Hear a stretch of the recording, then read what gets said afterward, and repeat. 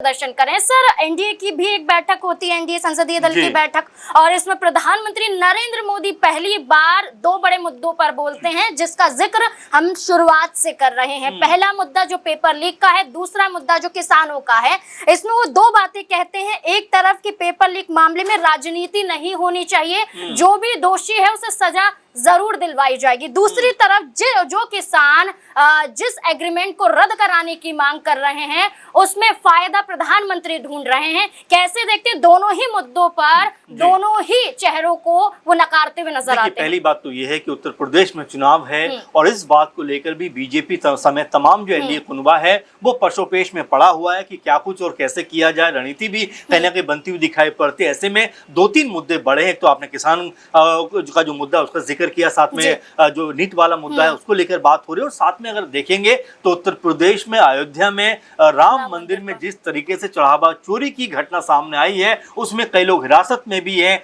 जांच चल रही है। सुप्रीम कोर्ट ने भी लिफाफा बंद जो रिपोर्ट मांगी है उनको हालांकि दे भी दी गई है। अब इन्हीं तमाम मुद्दों को लेकर कहीं ना कहीं जो सरकार है वो भी दबाव में कहीं ना कहीं दिखाई पड़ती है और इसी बात को लेकर यहाँ पर एक बड़ी मीटिंग होती हुई नजर आती है। इस मीटिंग के जरिए क्या इन तमाम मुद्दों पर जो और भी एनडीए कुनबे के लोग हैं वो क्या सब अपनी राय रखना चाहते हैं, क्योंकि कल रामदास अठावले भी ये बात कह रहे थे कि देखिए अपनी बात रखने का हक सबको है, सबको अपनी बात कहनी चाहिए, जो संवैधानिक प्रक्रिया उसके तहत कहनी चाहिए। तो ऐसे में लग सकता है कि जो बाकी दल हैं, हालांकि अभी कोई आवाज निकल कर नहीं आई, लेकिन बाकी दलों का भी क्या रुख ऐसा ही है। क्योंकि जब कल छात्रों की पिटाई हो रही थी और सोशल मीडिया पे तमाम तरह के जो इसको लेकर बयानबाजियां हो रही थी, वीडियो शेयर हो रहे थे, फोटो शेयर हो रहे थे, तो क्या अब ऐसे में जो एनडीए कुनबे के लोग हैं क्या वो भी खफा दिखाई पड़ेंगे? क्योंकि देखिए उत्तर प्रदेश समेत 5 राज्यों में अगले साल चुनाव होने वाला है। तो ऐसे में तमाम जो दल हैं वो ये नहीं चाहेंगे कि इस तरह का माहौल देश के अंदर बनता हुआ।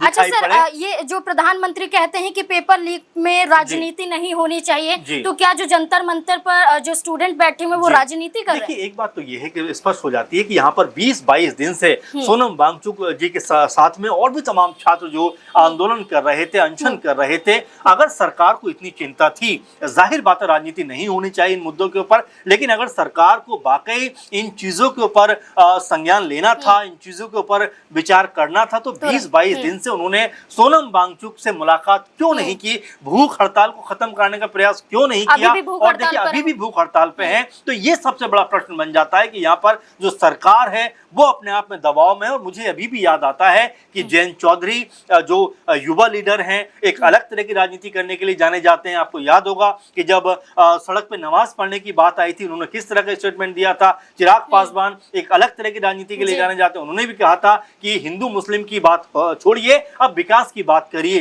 तो जो ये नेता हैं इनका भी रुख क्या ऐसा ही है या अपना या अलग पक्ष यहाँ पर रखते हुए दिखाई पड़ेंगे? अब सबसे बड़ा सवाल ये बनता हुआ नजर आता है, क्योंकि छात्रों की बात हो रही है, इसमें कोई धर्म जाति हिंदू मुस्लिम इनकी बात नहीं हो रही, नीट को लेकर बात हो रही है, जो पेपर लीक हो रहे हैं उनको लेकर बात हो रही है। तो क्या सरकार को ये मुद्दे हल्के दिखाई पड़ते हैं? अगर वाकई में सरकार को लगता है कि यहाँ कोई खामी है और जिस तरह की मांग स्टूडेंट करते हुए दिखाई पड़ते हैं, सोनम वांगचुक करते हुए नजर आते हैं, तो क्या सरकार उनकी बात को यहाँ पर मानती हुई दिखाई पड़ेगी या सिर्फ ऐसे ही बयानबाजी